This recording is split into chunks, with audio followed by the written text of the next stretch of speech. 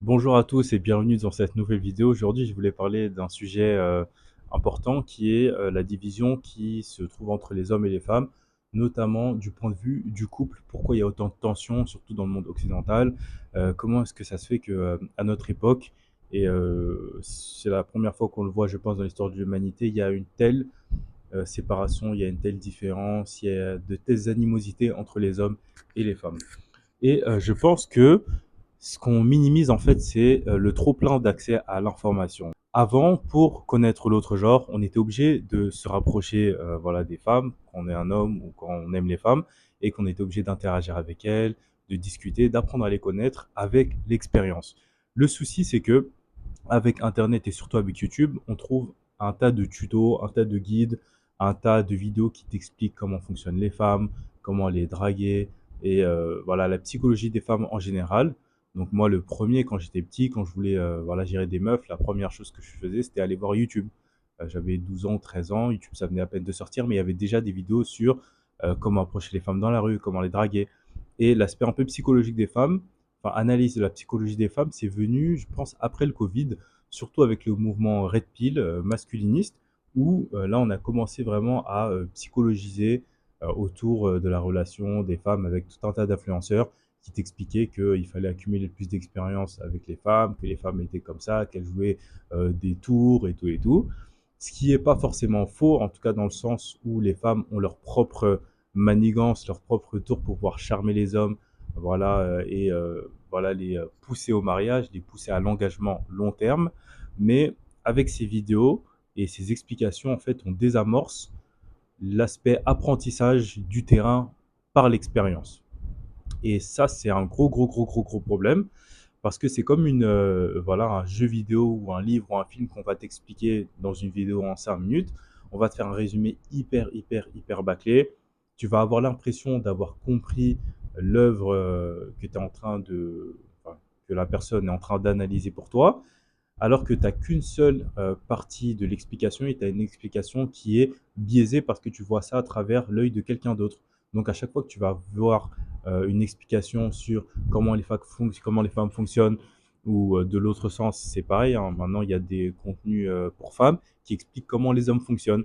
Mais en fait, tu as un point de vue biaisé et c'est un cercle vicieux où le serpent se mord la queue. Tu vas avoir des personnes qui seront de plus en plus frustrées de ne pas avoir de relation durable du côté des hommes comme du côté des femmes. Tu vas avoir en face d'elles des influenceurs, des influenceuses qui vont propager des discours qui vont augmenter les tensions, exacerber les tensions. Et tu vas avoir de plus en plus de personnes du coup qui seront découragées.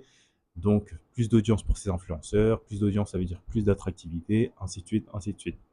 Et c'est là où l'Internet, je pense, a fait quelque chose un peu de mauvais, dans le sens où on a accès à trop d'informations.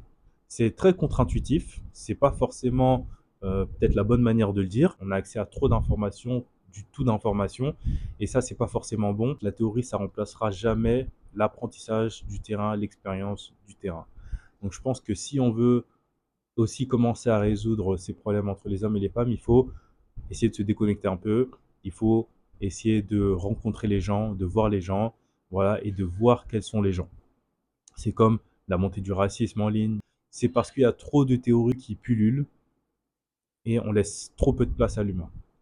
Par exemple, les gens qui votent, disons, extrême droite dans les pays, c'est prouvé que c'est des personnes qui ne sont pas forcément à proximité des personnes d'origine étrangère, des immigrés, ce genre de choses. C'est des personnes qui sont totalement déconnectées de ces milieux-là, mais qui, à cause de discours propagés à la télé ou sur Internet, vont avoir une idée de la réalité qui est très différente, vont catégoriser les migrants comme des personnes qui sont de nature violente, de nature mauvaise, qui sont là pour piller et qui sont totalement inadapté aux sociétés occidentales, ce qui est faux, parce que la majorité des migrants, c'est une majorité silencieuse, et comme pour le cas en fait des relations hommes-femmes, la majorité des personnes sont des personnes, je pense en tout cas, qui sont bienveillantes, qui cherchent vraiment un partenaire de vie, qui cherchent l'amour.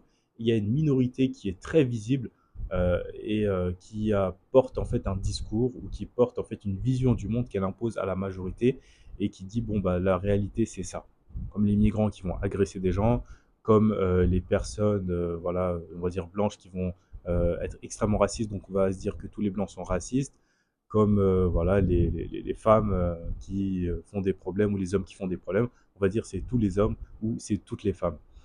Donc voilà, c'est un peu ma réflexion du jour. Je sais pas ce que vous en pensez, dites-le moi en commentaire et on se dit à plus tard pour une prochaine réflexion et une prochaine vidéo. Merci.